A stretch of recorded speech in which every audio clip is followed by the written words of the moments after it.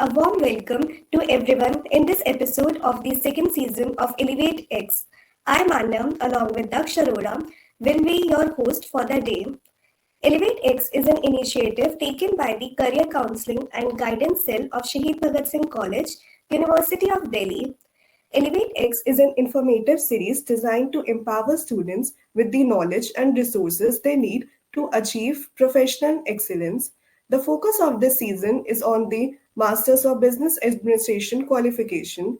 This series aims to guide the students on their journey towards becoming experts in their chosen fields, enabling them to stand out in the competitive job market and thrive in their careers.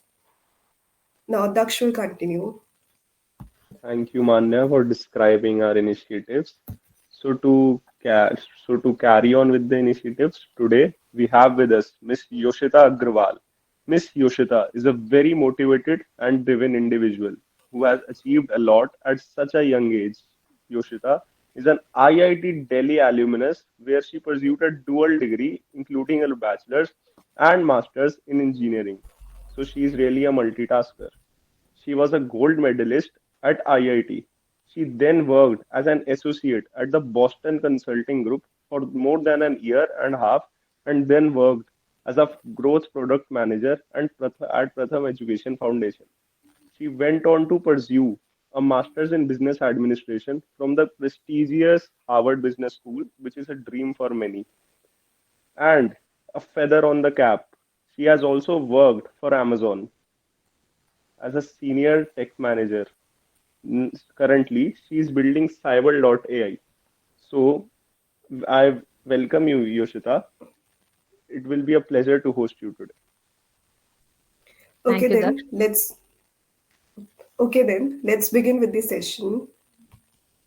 Why did you choose to do an MBA after pursuing a dual degree from IIT Delhi? What motivated you to go for an MBA after pursuing engineering from such a prestigious college?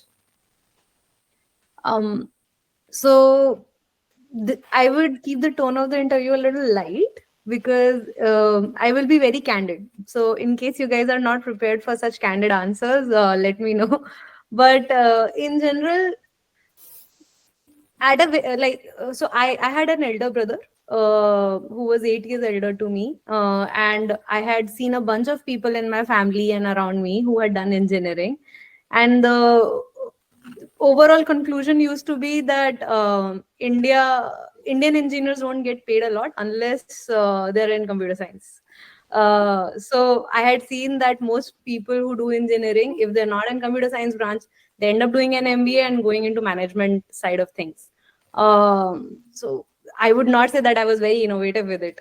It was a very known trodden path, and I was wanting to do an MBA through that trodden path.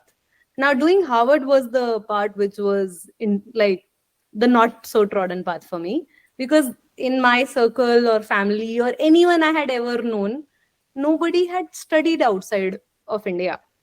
Like, we had people who had gone outside for, let's say, a 6-month work or 6-month exchange program or something like that. But studying outside, pursuing a degree outside, that is a completely different ballgame. You are investing so many non-Indian dollars, like a different currency into that experience, and you need to build a whole thing around that, how you qualify for it, how you make it there. So that part was a part which I aspired to do myself and was something that I actively tried for. Rest of it was just trying to understand, like, copy the playbook. Okay, ma'am. That's quite interesting. Ma'am, what were the challenges you faced during your preparation for IIT and Harvard, and how did you overcome them? Very, very different challenges. IIT preparation is, I think, there was this quote that my mom used to say all the time: IIT ki padhai is tapasya. Like, it is basically a worship that you have to do. Because for those 2 years of your life, you would not look at anything else but just studying as your main motive. I had not, and there's a lot of belief that you have to have in yourself. I had not realized that I am cut to be qualified to be an IITian.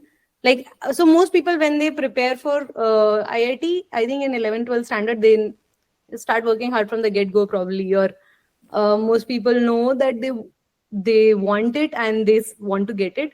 I had earlier seen this as a borrowed dream. When I started off in 11th standard, I was like, yeah, probably these guys want me to do it, so I'll try to. But not that I'm gonna make it. Anyways, it's too hard. Nobody I know has made it. But then by mid 12th, I was in 12th standard. It was August or September already. And I realized that everybody around me actually believed that I had a chance. And I was the only one who was coming in my own way. So I was like, oh, damn, I have to work harder. Everybody thinks that I can make it. Even like the tutors, or like I was studying in Vidyamandir classes. They were very famed in their success rate back then. And I thought, oh, I am not actually doing that bad in tests, even though I'm not really trying hard right now. And like most of my classmates also believe that I have it in me. So why am I not going that extra mile and cutting the final, like making it to the final thing as well? So then I think in September of that year, the last year, like basically the exam is in what, 6-7 months at this point, I realized that, okay, no, now I have to actually put my head in and go all out. So in those 6 months, I slogged. Like I would study all the time. 6 months, and I one jump in, and thankfully the result was good. It was not expected. I was preparing for everything. Like after I gave the IT exam, I was like, nahi ho raha hai. Nahi, it will not happen. So I will try to study for other things as well. I had given CLAT also. I had applied for everything that I could. I didn't know that I'll make it. But I did, thankfully, and happily so. Harvard was a different journey. What? And then you directly made it to IIT Delhi. Yeah, that was very surprising. I Self-doubt. was like, God has been gracious. Let's just be happy about this. Let's not question why this has happened. Go forward. So very happy about that. Interestingly, it was unusual at that rank in those years to make it to IIT Delhi. So I was also very happy about that. So what was the CLAT result? CLAT You result, made I it in don't really LU? remember. You know, these things stop mattering after a point. So, you know, there are some people, when you go to IITs, no, there will be people like, "Tumhari hawa kya hai?" Like they're asking your AIR, All India rank. Yes, ma'am, got it. And then I would not remember, like 6 months in, I was like, dude, you are too backward. I don't think this matters anymore. We are here. Yes, ma'am. Final thing is that you got into IIT. Yeah. So thoda sa life mein it's twofold. One is ant bhala to sab bhala. It's like if it ends well, all's well. If it ends well, and second is destination is not the important thing. Journey is the important thing. And these two are very contrasting. It will keep on happening that sometimes you will be like, nahi, destination, I have to make it, otherwise my journey is worth nothing. And sometimes you have to pacify yourself that no, I learned a lot on the journey. And yeah, ठीक है, IIT हो गया, but ठीक है, पता नहीं कैसे. I'm very happy about it. So Harvard was basically, the thing that I had actually worked hard for. Harvard was something I really fought with everyone to make it to it. Generally, there was not enough precedence in my circle to go outside of India. So I had fought around that first. Ki nahi, we can do it. It's possible at our economic background and cultural background. We can do it. It's fine. So I had gone through those troubles first. Then I had worked hard for it. Then BCG was a very high-paying job, extremely high-paying job for a fresh exit out of IIT, right? Like, you have not earned anything for yourself, and all of a sudden you get BCG and get spoiled with money and whatnot. BCG was directly after IIT. It was directly after IIT, and then I took an 80% pay cut and went to Pratham. So that was the tough part. Like, and that I knew is important because somebody had told me on a call. I was trying to understand what I should do, how should I figure out who I am? And on that journey, that person was like, you keep talking about this impact all the time. What do you mean by it? And I was like, oh, like something good. I should do something good. And then that person was like, then why don't you try non-profit? Like, who tries non-profit? Because nobody in my circle had ever done non-profit. Okay, it was nothing that people had talked about. Everybody thought that I had grown up around that non-profits are just tax havens, right? And that was all I knew. And then I was this person who's sitting in US, has done a Harvard degree, is telling me that I should try non-profit. And then they were like, no, legit non-profit work happens. You should talk to this person, and he's in my batch, and he has done great work. He's the head of the Social Impact Society here. So I talked to Aziz Gupta, who had a very similar track as the one I was aspiring to pursue now. And then I figured, oh, this is doable. And so those 2 years at Pratham were hard. I shifted to Bombay and all of that for it. Even the harder part was that when I started applying, COVID had happened. So application process for Harvard itself is a very grueling process. You go through so many emotions about yourself when you're writing that essay, because they ask a very broad question. What matters to you and why? Or I think that's Stanford, and probably Harvard asks, tell us something about yourself that you have not captured in rest of the application. So it also is very broad. Both of these questions are very broad, and I was applying for both of these, and I was like, I don't know how to answer this question. How to say something as broad stroke as who are you? I don't know. Nobody has ever asked me that. They've only told me what to do. Yeah, questions like these hit all of a sudden. For the first time, I was like, okay, I have to figure out who I am. And that time during COVID, if you're doing arrested at home, then it's like, oh my God, this is not fun. So those 6 months were, the time where I grew a lot. And this was something I had prepared for years. I had seen the dream of Harvard in my head probably in 2016. I was applying in 2021. Right. So it was already 5 years by that time that I had fostered this dream in my heart. So by the time Harvard result was supposed to come, I was in splits. I was like, this is the first time in my life I have asked for something myself. Said, no, I want to do this. And I've put effort in it. I've directed my life towards it. If this thing does not happen, I will feel so sad. But yeah, I got waitlisted first. And then I got in after that. Anbhala to Sabbala again, happily. Otherwise, I would have said journey is important. So, ma'am, I have a question for you. You just mentioned कि 80% pay cut tha when you moved from BCG to Pratham.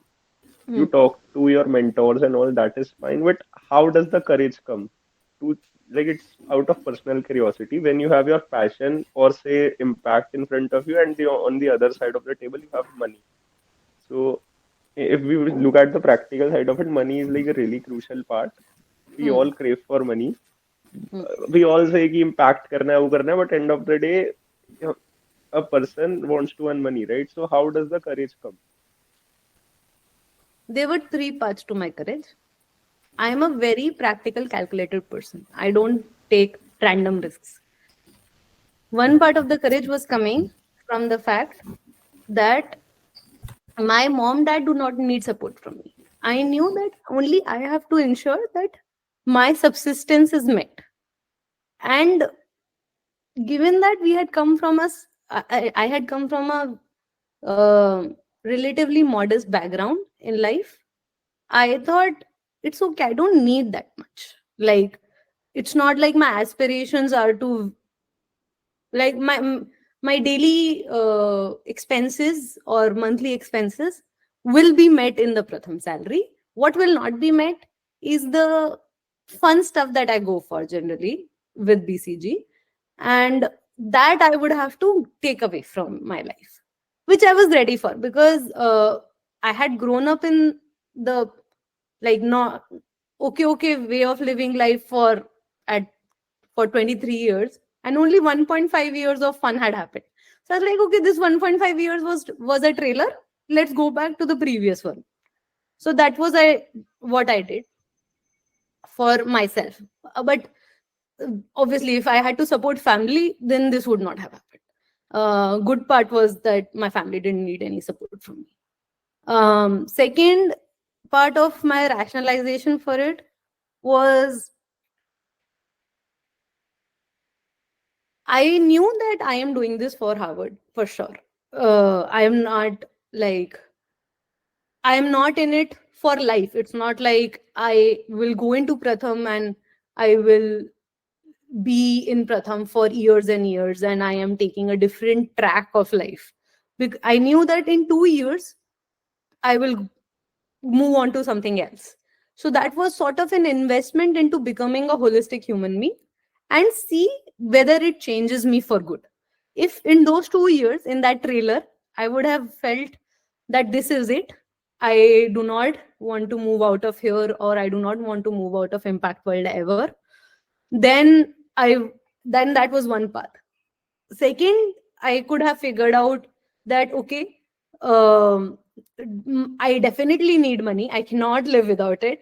And for that reason, I'm never turning towards, like, the happiness that non-profit work gives me does not offset the inconvenience low salaries give me. If that had been the finding, that would have been the second route.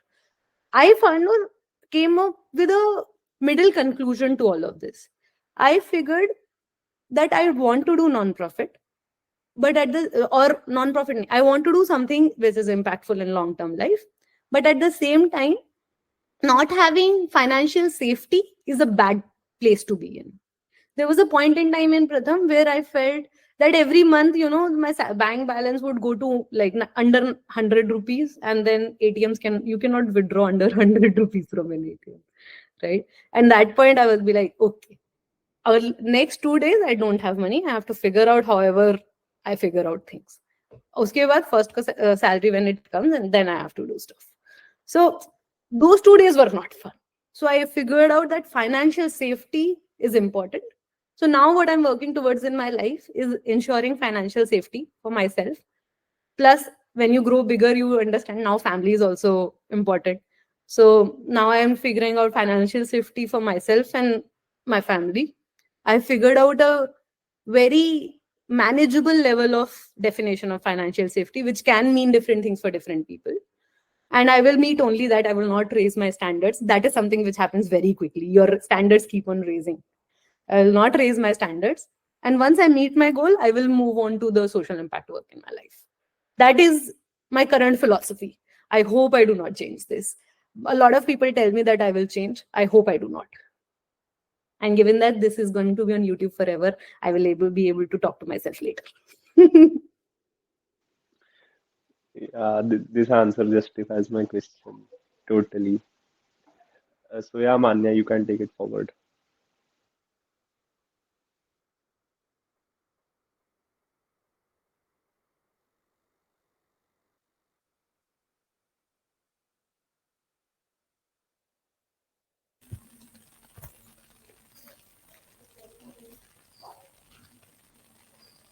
That's quite insightful, ma'am, and we will surely learn a lot from this. Ma'am, what were your strategies? What were your strategy for preparation for these exams? What extra would you say to stand out from other candidates? Strategies for IIT or for Harvard? Very different. For IIT, discipline is okay. Discipline is a common theme. Discipline is very, very important. You have to. I'm a planner, so if people are like the planner kind, then when you have a goal in mind, figure out what are your steps to it, in how much time, what milestone has to be achieved, and keep on doing that. So, for example, in IIT, it would be let's say if you're targeting different modules that I will master these 10 modules in chemistry. Then you figure out how much time each module will take, and then you stick by it that, okay, this week I have to figure out this module and it'll be done and dusted. So you achieve that goal. So planning and dedication is very important in any preparation which leads up to a long-term goal. Like generally exams everybody is able to ace, right? Because it's a one night dedication. You have to give it for one night and then next day you are done with it.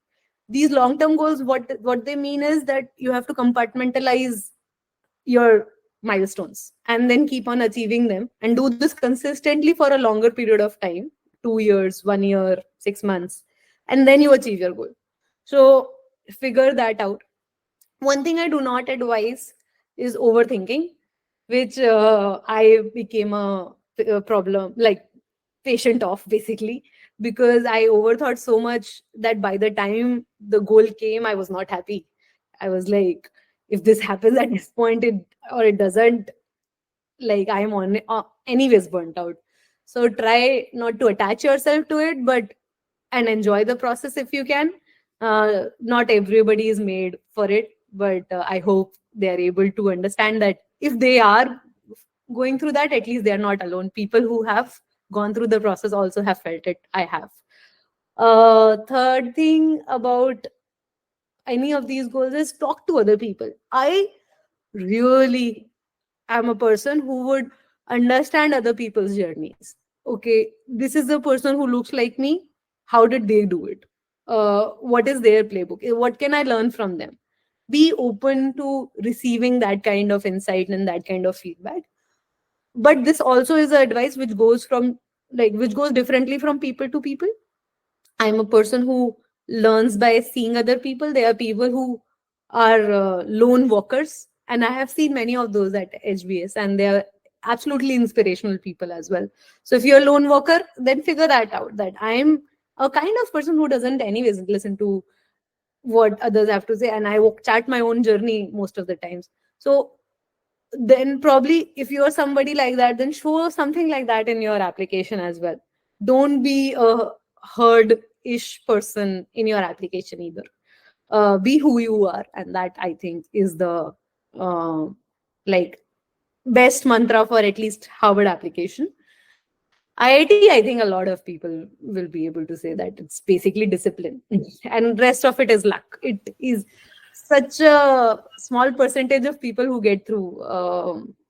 There are physics-based and scientific research papers which say that at that level of filtration, your brains play like less than 20% of the outcome. Like there, if somebody else had just 0.01% more luck, and even if they had, let's say, 5% less brain than you, then they might have entered, because at that level of filtration the probabilities just change so drastically that who gets in and who does not, it's fine. Like that's luck, honestly. But everybody who has to have a chance at getting in, they have to have discipline.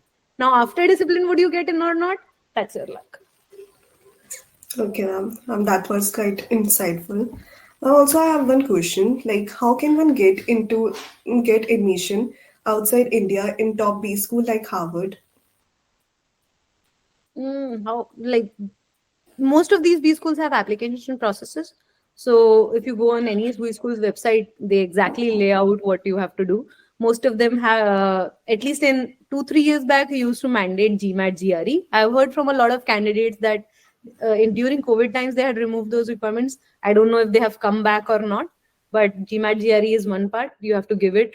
Generally, it takes at least a month to give the GMAT and GRE. So if you're planning to give it next year, like apply next year, try to do it as soon as possible and get it out of your way. Now that you have done the basic, because GMAT GRE is like the basic. It's not the main part of the application. So now that you have done that basic part, then you have to move to the next part, which is the harder part for most Indians, given that we have never been asked who we are and what we want. We have to figure that out. So during the application process, figure out your story, figure out how you're going to present it. You might choose to work with a consultant for this or not. Consultants help in two ways. One, they might help you answer that question, figure it out during conversations with you, who you are. And sometimes when you speak to someone about yourself very truly and very deeply, then you yourself come up with the answer of who you are, because that's the longest conversation you had with someone.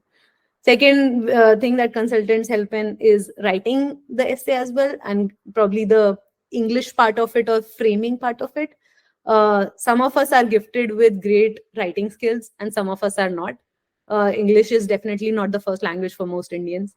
So in case you feel that thoughts and creativity does not flow for you in English, you might go for a consultant for that part as well. So you figure out whether you need a consultant or not.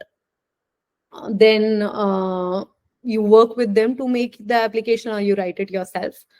Most people advise showing your essay to your best friend who knows you through and through, or your family member who knows you through and through, and get their views on the essay at some point when it's mature enough. Though if the essay speaks to them, then probably you have done it right. Then over time, you also have different application dates for different schools. Generally Harvard used to be the first submission, and then so on. You make a list also of all of the schools. Sorry, I skipped that part. But you have to make a list of all the schools that you will apply to. Go for your best bet. Like the school that you think you will definitely get, let's say it's here, then go for 3 above it, so that you cover the aspirational part of it, and go for 1 below it, so that you have a sort of an insurance that if something doesn't happen here, you are able to do this one. Because, again, a lot more people might apply that year.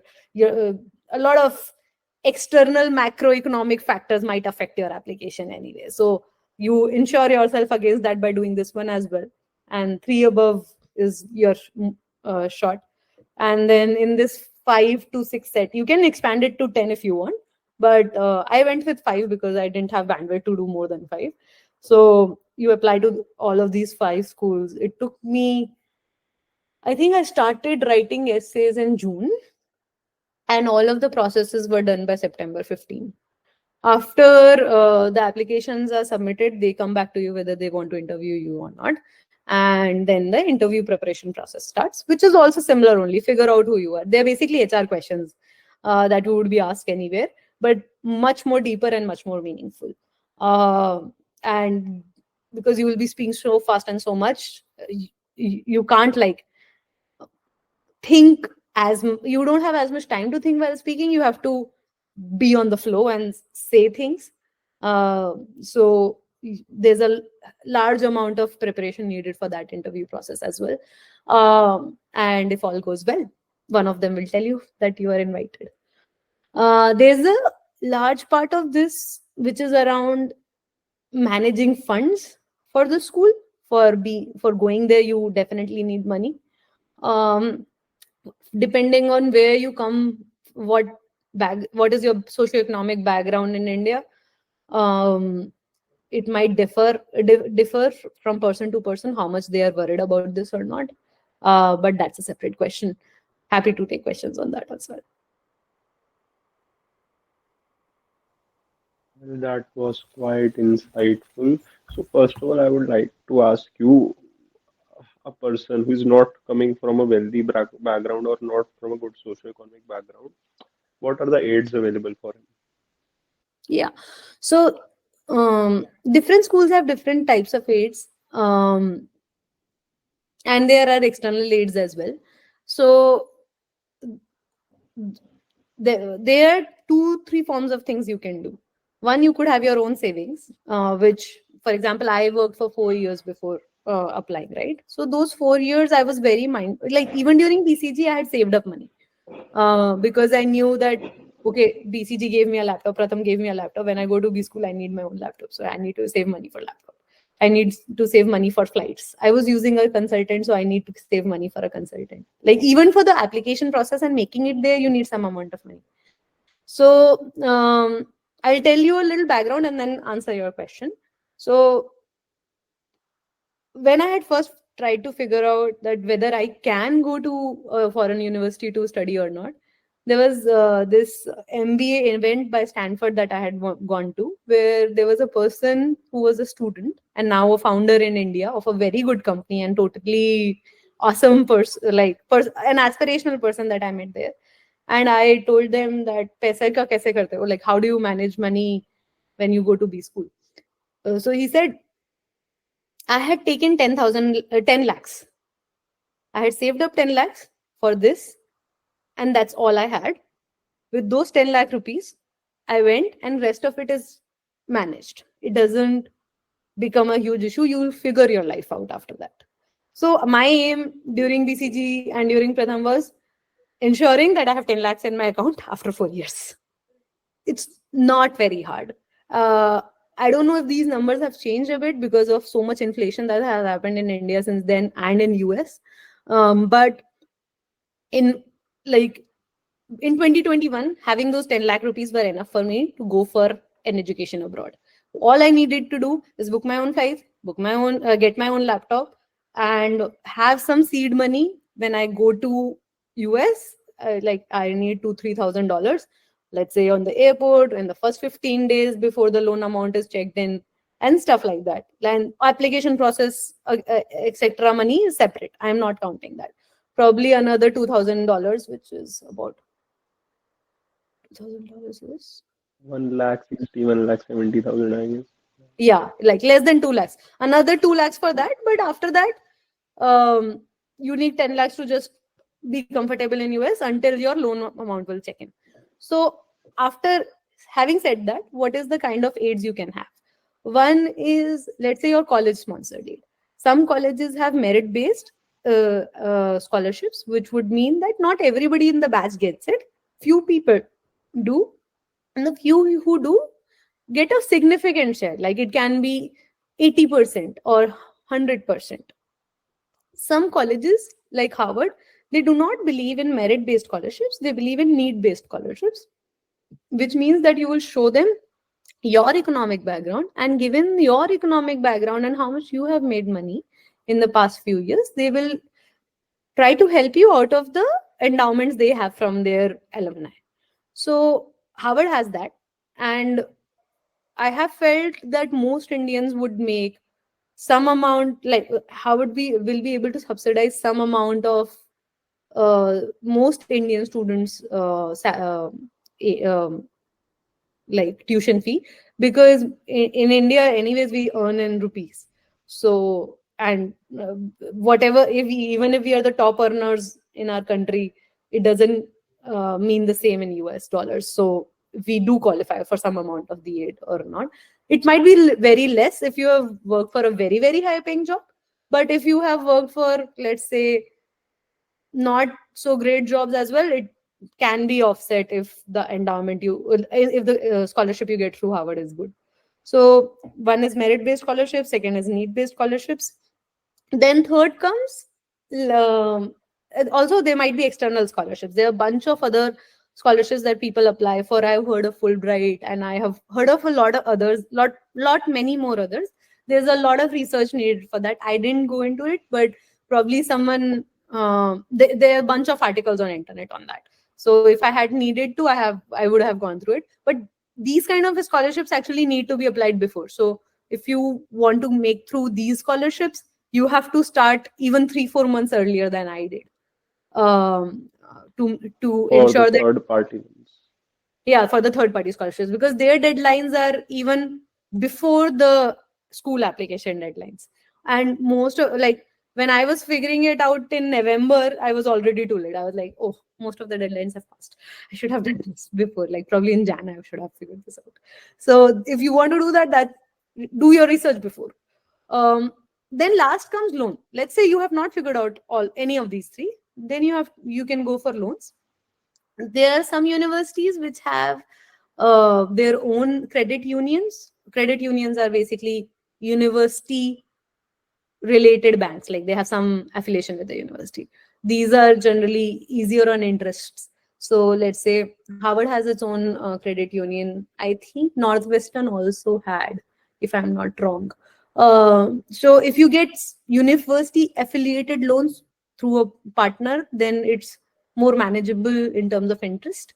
And otherwise, there are a bunch of other companies as well, which now give student loans to most people whichever university you go to, even if it's not one of the top 10 or top 20, they would give you some amount of loan.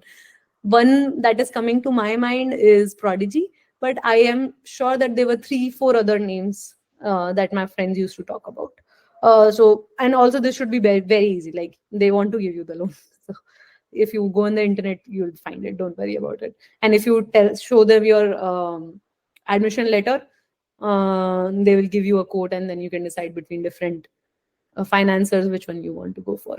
So there are all these options. What it affects though is, now that you are having a loan in your pocket in dollars or in some non-Indian, probably European currency or something like that, then at that point you might have to figure out the future of your life in a way that you are able to do that. Like, again, going back to India or not might depend on how big that loan amount is. So you probably have to go through that journey, that am I going back to India after this or not? And whatever answer you have at the start of those 2 years for MBA and the answer you would have at the end of it might be very, very different. But at least think about it, whether what's a possibility and what's not. By the way, there's nothing that is not manageable at this point. I have seen everyone do everything. People have to figure out what they want.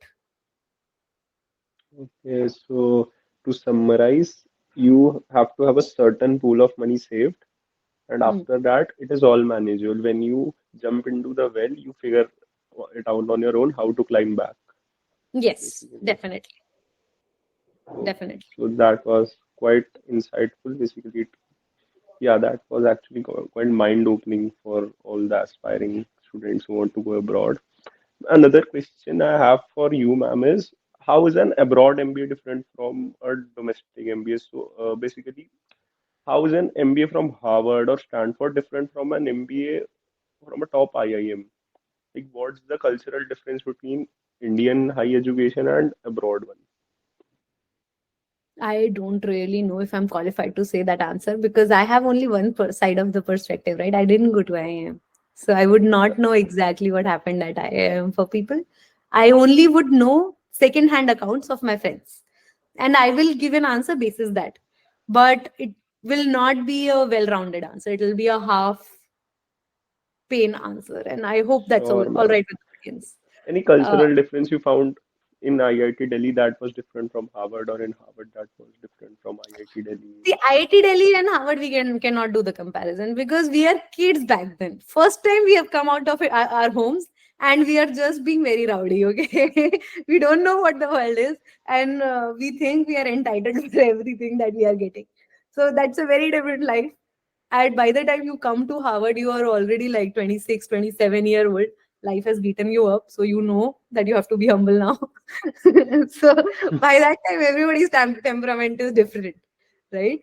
So, okay, I was just being funny, but no, maturity does change how the campus itself is. What I have heard, why I didn't go to IIM is the only thing can actually tell you guys. The reason I didn't go to IIM and I went for a foreign university was because I was a person who wanted to see the world. That was the only truthful thing which made me come out of India. I wanted to understand how do different people function. That is it. And there was some background to it. As a kid, I had lived in many different cities. I lived in probably 8 cities before IIT. I felt the change of my life as every city would change. Even though I was always in UP only, like I went from Gorakhpur to Meerut, Meerut to Ghaziabad, and every time I would make a shift towards Delhi, basically, I felt that change. That okay, the culture in this city is completely different. I have to play with new rules. The basic truth of human life from city to city is very different. And I wanted to see how do the people very, very far off function. The reason I would wanted to go to Harvard within all of this was because Harvard had need-based scholarships and I knew I would make it in lesser amount of money to Harvard. And second, I had felt uh, the luxury of being around very smart brains before. So when I was in BCG, the just the luxury of how smart everyone was around me did change me as a human being. And I wanted to experience it again. At Harvard, that happened again. So that's why I wanted to go out of, the reason I wanted to go out of India was just for the change of culture. And then with outside of India, I had narrowed my choices based on what kind of life I wanted. But had I stayed in IIM, I'm sure I would have met as smart human beings, taking as smart decisions and choices and everything. And I would have learned immensely from them as well. As far as I understand, Harvard is very, very close culturally to IIM, because a lot of inspiration has been taken from the university while designing IIMA curriculum and everything. So in fact, I think there would be a lot of similarities rather than dissimilarities. For example, academically, I've heard, like, we have case studies. I've heard that IIMA also has case studies, and people are expected to read them before showing up to class every morning, and they actually do, which they did in Harvard as well. You have to have class participation. That is immensely important. So all of those, I think, are parallels and similar only. Second thing that is different between the two universities is, if you want to stay in India, then you are studying case studies which are relevant to India, right? So for those 2 years, you will study the case studies which are very relevant to the work you're going to do after this, because you're going to stay in that geography. And now India and US, or the world in general, are very different entities. The way the world works and the way India works is a very, very different game. Our population density and population size changes economics of every business and everything we ever do in India. US is a completely different place. So when I study a case study here, it might or might not be as relevant to experiences in India. The only thing I can do is learn a concept out of it, probably be so challenged in my brain by thinking something so new that when I go back to a problem in India, hopefully my first principle thinking will help me figure out a solution here as well. And hopefully new experiences, that's my hope in life, will help me have new ideas in my head, which people who have resided within the country all their lives might not have. Because sometimes when you see something too close for all your life, you're not able to figure it out. But when you see it from afar, all of a sudden, boom, something happens. So I'm hoping for that magic.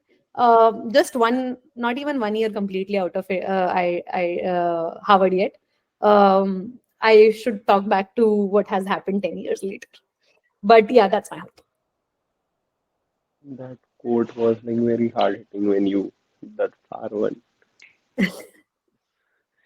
So, ma'am, so I would like to move forward to a little fun portion. So, what was a typical day in the life of an MBA student at Harvard? So, how much proportion was fun in it? How much of study? How much of parties? And what was the proportion? There is no such definition as a typical MBA at Harvard. And I'll tell you why. At every slot in the day, a student could be doing anything. They could be going to class. They could choose to, the class has a lot of participation marks, so probably they would go to the class.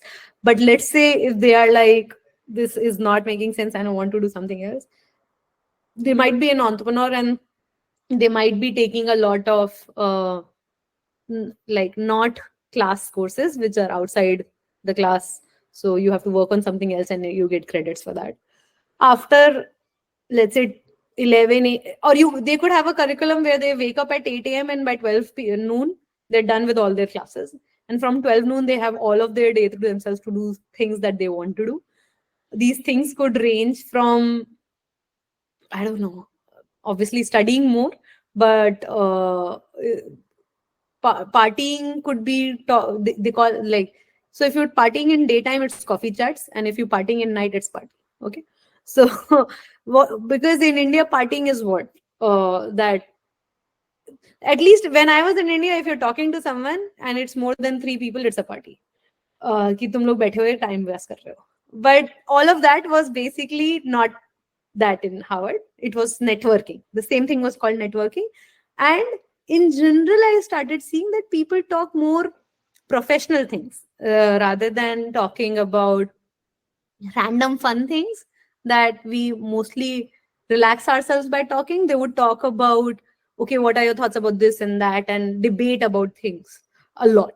So those like networking hours are spent on that. Some people figure out things that they want to learn from their classmates before coming to HBS, and I think that's probably the best kind. If you figure out what you want to do after HBS before coming to HBS, they were very pointed in the kind of conversations they had. Let's say somebody is interested in a very specific segment, women empowerment, and now they are looking for friends to talk to from all of the different countries. There were probably 150 different countries at HBS, students from 150 different countries, right? So they would talk to at least 40 countries you would talk to by the end of 2 years. Okay, so now they would, at some point in the conversation ask something about women empowerment in that particular country. What are the highs and lows and normal things and abnormal things in their country, and now they're getting that perspective from that person, so they could do that. I was involved in Harvard Tech Club. I was very passionate about that, so a lot of time you could be doing that, and you could be preparing for your next job. You could be doing a part-time job or project with the professor. You could be writing a case study with them. A bunch of things. Depending on their temperament, people used to do very, very different things. I've seen the nerdiest of humans at Harvard, and the chillest and freakiest of party organizers and party lovers at HBS, and all of them have been extremely stellar professionally in their career. So you could see that there's no such definition as a typical MBA. What category were you, ma'am? I think I was a constantly FOMO category. Okay, I am known to have FOMO in my life amongst my friends since when FOMO was not even invented. Then my friend used to be like, she always is fearing what she will miss. Okay, so I was very divided between a lot of different things. And every slot I will overbook myself with 2-3 different activities, and then by the time I will come home, I will be so tired. Oh my god. Yeah, very, very but most of the time I used to talk. If you have not figured out during this interview, I'm a talker. So yeah, most of my friends, I would spend time with them talking, understanding their lives. And tech club was another thing that I did a lot. I danced a bit as well. That was fun. I got time to pursue my passion of dancing also at HPS. And whatever time was left, I would study a little bit. Not a studious person. Tried but failed always. Well, that's quite a diverse personality. So, as you mentioned about networking in your answer, so I would like to ask how important is networking? And secondly, how did you leverage the Harvard network in your current venture or any venture? What was your first question? How diverse? How important is networking basically? And secondly, how did you leverage the Harvard network in your current venture or any venture you will be doing or any venture you have done in the past? So I will qualify this answer by first saying that I am not the best at networking. In general, networking, I figured out, especially in US, is an extremely important skill. It's probably, in my mind, it accounts for at least 40% of a person's success in US. In my imagination, definitely, because here I felt that people meet people through networks, trust people through networks, hire people through networks, find out opportunities through networks. Everything here happens in networks. So networking is extremely important. Now, you don't want to be a person who wants to network with everyone and does not leave a mark on anyone. That's not the right kind of networking. You want to be a person who talks to some people. Let's say if I went to a place, a get together or a party or something like that, I talk in 1 hour, I talked to 3 people, and that's about it. But with those 3 people, I had meaningful conversations, so that when I text back on LinkedIn later, they would definitely want to reply because they had a good conversation with me and I understood them. That is the kind of networking you want to do. And when you do, let's say, one such party or get together every week at HBS, you will do at least twice, thrice a week.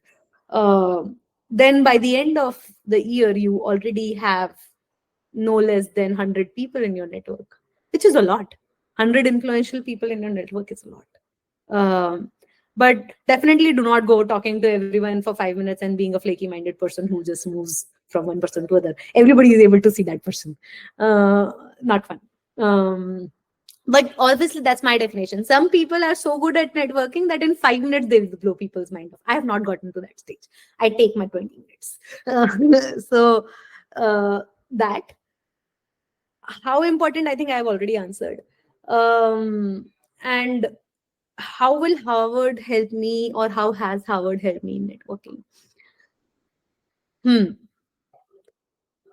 Well, let me tell you this way.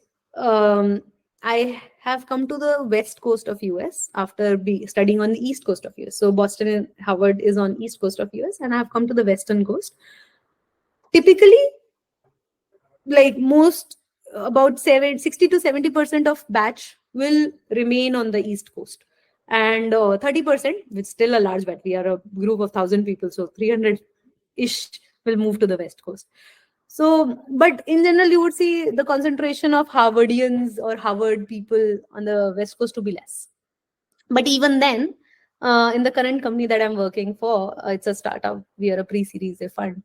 I had gone to a investor and startup relationship event, which was organized by a particular investment firm. And initially I was having those networking chills. You enter a party and then you're like, oh, why am I here? No, I don't want to do this today. I'm already too tired. And then at some point I was like, okay, I have to make myself useful here. What to do? So I went to the food counter and picked up my plate, and the person behind me smiled warmly. He smiled warmly enough that I said hi, and I started coming out of my chills, basically. And 20 minutes into the conversation, I figured out he was an HBS alumni, section C, same section as me. And I also figured that his friend who was talking to me for so long was also a Harvard guy. And that probably is not the most important thing. Probably even if that connection had not happened, I would have made an impression. But that just sealed the deal. And we exchanged numbers, we exchanged LinkedIn profiles after that. And 2 months later, when I needed some help, I did text them, and they replied within 5 minutes. And that was something I was able to do for my startup, because somebody in my network who felt the connection with me wanted to have a chat with me. If somebody, if for the audience, I would want them to relate this to, just for example, if they are studying in DU University right now, right? So let's say if you meet somebody from DU University far away, you are probably in, let's say, Europe, and you are having fun, and you meet somebody from DU University there, and they ask you for lunch. You are much more likely to go, because just of nostalgia, it matters. Nostalgia. You know that you will have some shared experiences to talk about, and it will be fun. So that is something good. The cherry on the cake for being from Harvard is that Harvard people have gone to the best of best places in the world.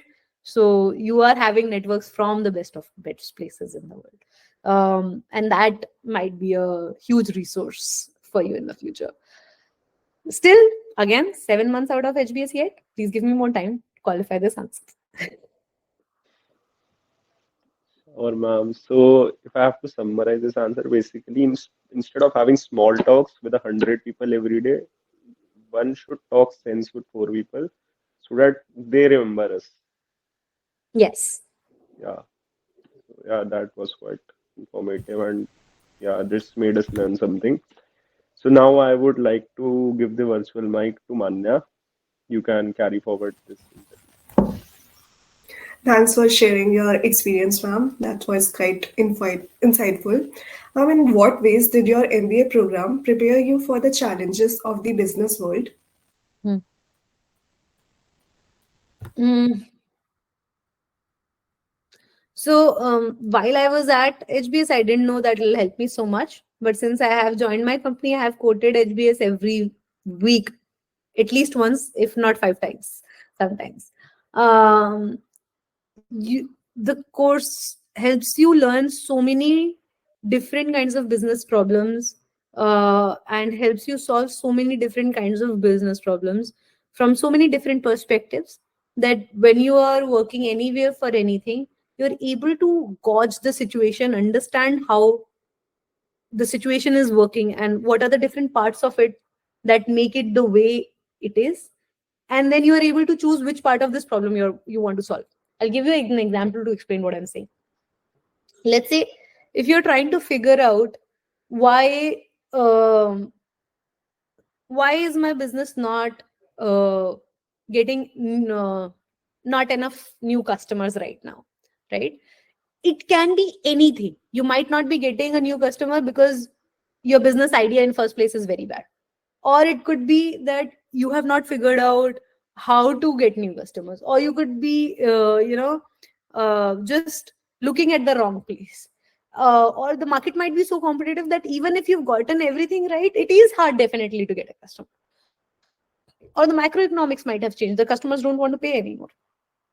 And this is one specific kind of problem which I'm also oversimplifying by the way I'm stating. But to understand each part of this problem and to be able to say which one of these is the most probable one and which one of these you to tinker with right now is something that would come if you are able to understand how world works, how do different things affect each other, and those intricacies. So that amount of business sense is something that I think HBS inculcated in me through the case studies and the concepts that I went through during those 2 years. I have taken one very specific example, but you could take it in any of the fields that a management person can be it finance, be it human resources, be it marketing, be it just operations management or general management, anything. You could take any part of the business, and the way HBS teaches you things, you could figure out so many different ways to think about it. For example, right now the macroeconomic environment is so bad.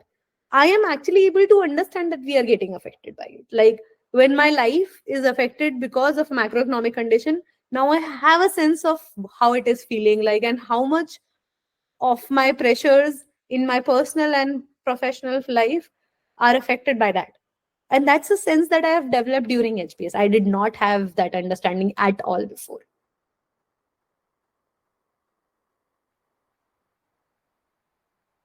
Okay, ma'am, thanks for sharing that. I would like Daksh to conclude.